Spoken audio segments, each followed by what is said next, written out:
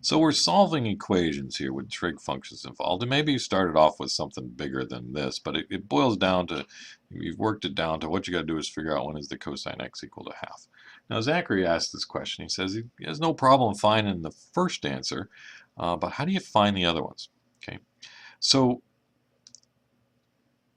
cosine of x is equal to half. Now you could just type that into your calculator that x is inverse cosine of a half, but there are certain nice angles that we recognize. So for instance, when you tell me the cosine is a half, you're telling me that I've got a triangle where, that's not going to be drawn to scale. Let me try it like this. I've got a triangle that looks like this, where here's my angle x, the adjacent side is 1 and the hypotenuse side is 2, right? Because cosine is adjacent over hypotenuse. And it's like, oh, I recognize that triangle. If I do a little Pythagoras here and figure out the other side, that's the square root of 3. So this is my 30, 60, 90 triangle. That's in degrees. If you were working in degrees, you'd say x equals 30 degrees. I'm going to hope that we get away from degrees because calculus, we really like to do others. Said I didn't even do it right. It's 60 degrees, isn't it? It's the big angle. 30 degrees is a little angle, so x equals 60 degrees. There we go.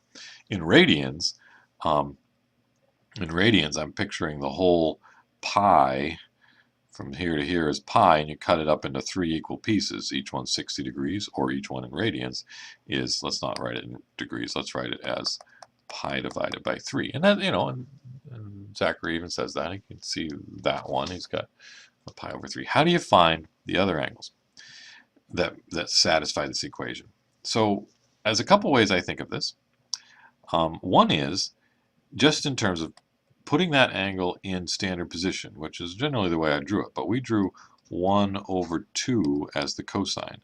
1 over 2. So that angle right there was my solution. There's another way that I can do 1 over 2 in that if I, what just happened? There we go. If I keep this x coordinate of 1, but I do it down here with the 2, so this had a positive y for the square root of 3. This has a negative y, negative square root of 3. But that angle right there would also have a cosine equal to positive 1 over 2. So that angle is actually negative pi over 3 if I think of it that way. Or if I think of it going around this way, then it's what? And this is an answer to Margot's question of how do I know the radians so well? I'm going to make another video to talk a little more about it. But the idea is I'm thinking in terms of fractions. So I know 1 pi over 3, 2 pi over 3, 3 pi over 3 gets me all the way to there, to pi, 4 pi over 3, 5 pi over 3, 6 pi over 3 gets me all the way around. So I'm 1 pi over 3 short of all the way around. So that must be 5 pi over 3. Now the pre-calc book usually asks for find 2 solutions from 0 to 2 pi. Well, there's the one solution, and there's the second solution. Okay. So I'm picturing it this way, saying what are the different ways that I can put an angle in standard position?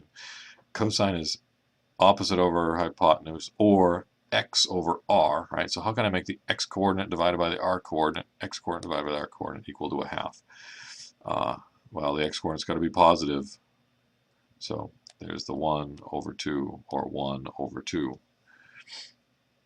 The other way I think of this is in terms of the graph. If I look at the graph of the cosine curve, right, there's my just between 0 and 2 pi. Of course, it repeats over here, and it repeats over there. Between 0 and 2 pi, I'm saying when is the cosine equal to a half? So here's a half right here. And I'm saying, oh, there's a spot. That was my pi divided by 3. And then I can see I don't have another one until I get clear over to here. Right? That's going to be my second answer. Even from the graph, maybe I don't see initially exactly what it is, but I can at least see where it is. Because if that's 2 pi, pi is here in the middle. This crossing point is pi divided by 2. This crossing point is 3 pi divided by 2. So I can see that this other answer is somewhere between 3 pi over 2 and 2 pi. That is, I'm in, I don't know what's going on here. I'm in the fourth quadrant. So I've gone past pi over 2, I've gone past pi, I've gone, I keep hitting something weird here. I've gone past 3 pi over 2, and I'm somewhere here in between 3 pi over 2 and 2 pi. So I'm in the fourth quadrant. That's where I'm looking for that other answer. And I see the picture here. I don't see the exact value off the graph so well, but I do see where I think that value is, as in what quadrant, because this stuff is all first quadrant angles, this stuff is all second quadrant angles, and I've got third quadrant angles, and I'm up to fourth quadrant angles, and that's where my answer is in the fourth quadrant. So generally, that's the way I'm seeing where these answers are coming from. If I had something like the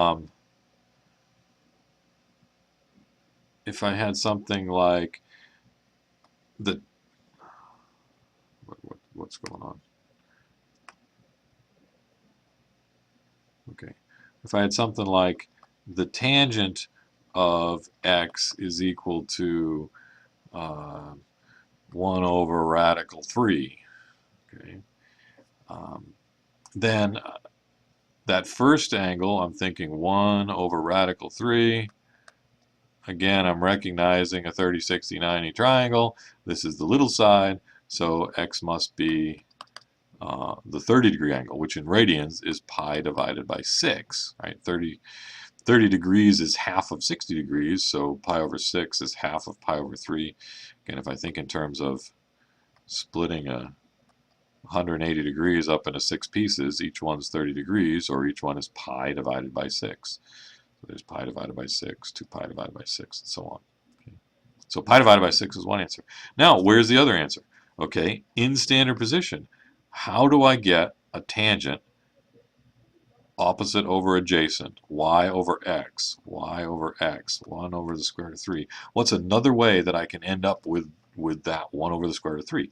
Well, it turns out if I do negative 1 over negative square root of 3, then this angle here, remember I'm in standard position, so starting from here, turning through an angle down to there, that's the angle I'm interested in. That's the angle that also satisfies this equation. Now, what have I done? I've turned all the way through pi, and then a little bit more. What just happened? That disappeared. Okay. So I've turned all the way through pi, and I've turned the same amount more as I turned right here. So this must be, well, 1 pi over 6, 2 pi over 6, 3 pi over 6, 4 pi over 6, 5 pi over 6, 6 pi over 6, 7 pi over 6. So x is 7 pi over 6. In degrees, that would have been 180 plus 30. So what's that, 210? Right? What I want here. I also could have given the answer as negative 5 pi over 6, but generally, again, the textbook is looking for answers between 0 and 2 pi. So those are the thing. Those are the answers. In terms of looking at the graph, the tangent curve looks, the tangent graph looks like this. So from 0 to 2 pi, you see that. There's pi right there. Pi over 2 is where that asymptote is. So when you said 1 over square root of 3, so he gave me a value here, that was the first answer. That was the pi over 6. Where's the next answer? Well, it's going to be over there. And then I can see it's after pi. This was pi right here. And it's before that next asymptote. So we must be somewhere in the third quadrant. That's where that result happened. Okay. So with the cosine,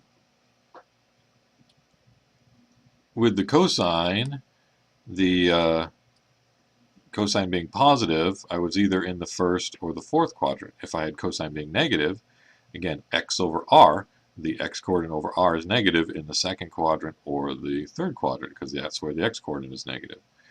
Tangent was both x's and y's involved, right?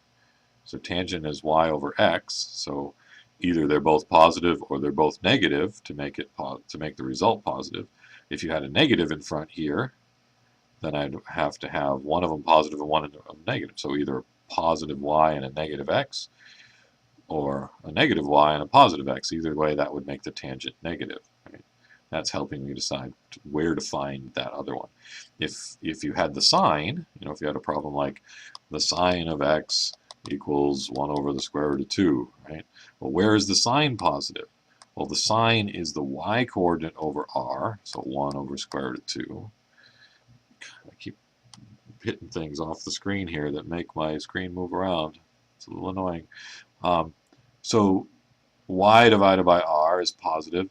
To keep y divided by r positive here, keep the y-coordinate positive, but now the x-coordinate's negative, but still y is positive.